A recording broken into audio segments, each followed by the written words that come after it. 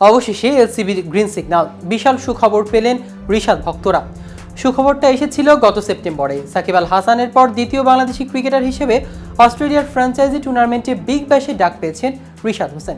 এবারের আসরে হোভার্ড হেরিকেন্সের হয়ে খেলবেন বাংলাদেশের এই লেগ স্পিনার। কিন্তু তার থেকেও বড় সুখবর হচ্ছে অবশেষে বিগ ব্যাশ খেলার অনুমতি পেয়েছেন রিশাদ।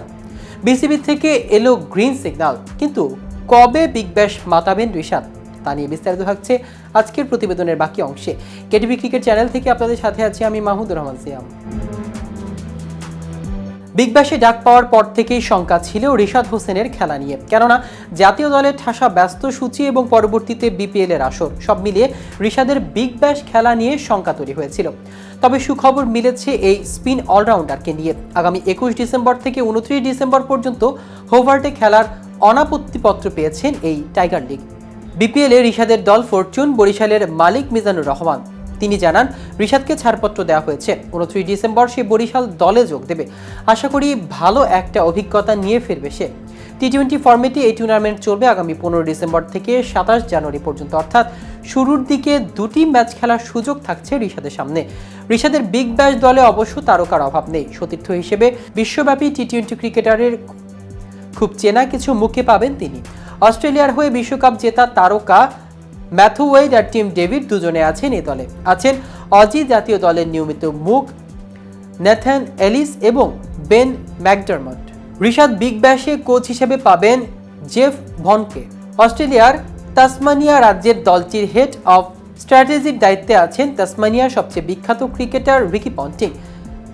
স্বাভাবিকভাবে ক্যারিয়ারের শুরুতেই বেশ ভালো একটা পরিবেশ পাচ্ছেন রিশাদ। এদিকে মধ্যপ্রাচ্যের দেশ সৌদি আরবের দ্বিতীয় বৃহত্তর শহর জেদ্দায় আবাদি আল জোহর অ্যারেনায় বসেছে ক্রিকেটের বিকিনি সবচেয়ে বড় আয়োজন। 2 দিনের ইন্ডিয়ান প্রিমিয়ার লিগের মেগা নিলামে ক্রিকেট বিশ্বের পাশাপাশি নজর আছে বাংলাদেশি ভক্তদেরও। এবার নিলামে দল পাওয়ার অপেক্ষায় আছেন 12 বাংলাদেশি ক্রিকেটার। রোববার প্রথম দিনে অবশ্য বাংলাদেশের কাউকে ডাকা হয়নি। নিলামের শেষ দিনে আজ তাদের ডাকা হতে পারে। প্রথম দিনে নিলামে উঠেছিল মোট 84 জন ক্রিকেটার। তার মধ্যে বিক্রি হন 72 জন। 24 জন বিদেশি ক্রিকেটার বিক্রি হয়েছেন। খেলোয়াড় কেনার পেছনে ফ্র্যাঞ্চাইজিগুলো মোট ব্যয় করেছে 467 কোটি 95 লাখ রুপি। ক্রমিক নং অনুসারে প্রথম 117 জনের পরে 33 জনকে ডাকা হবে। এরপর তালিকা 118 থেকে 577 পর্যন্ত থাকা খেলোয়াড়দের ডাকার প্রক্রিয়া শুরু হবে। মেগা অকশনে 574 জন ক্রিকেটারের নাম থাকলেও তাদের সবাইকে যে উপস্থাপনা করা হবে এমনটি নয়। বিষয়টি অনেক বেশি সময় সাপেক্ষ হতে পারে, আর সময়ের ব্যাপ্তি কমিয়ে আনতে চায় বিসিসিআই। আর এখানে কাজে আসবে অ্যাক্সিলারেটেড অকশন। 117 জন ক্রিকেটারের নাম উপস্থাপন করার পর এই প্রক্রিয়াটি ব্যবহার করা হবে। তো ভিউয়ার্স, ভিডিওটি সম্পর্কে আপনাদের কোনো মতামত থাকলে আমাদের কমেন্ট করে জানাতে পারেন।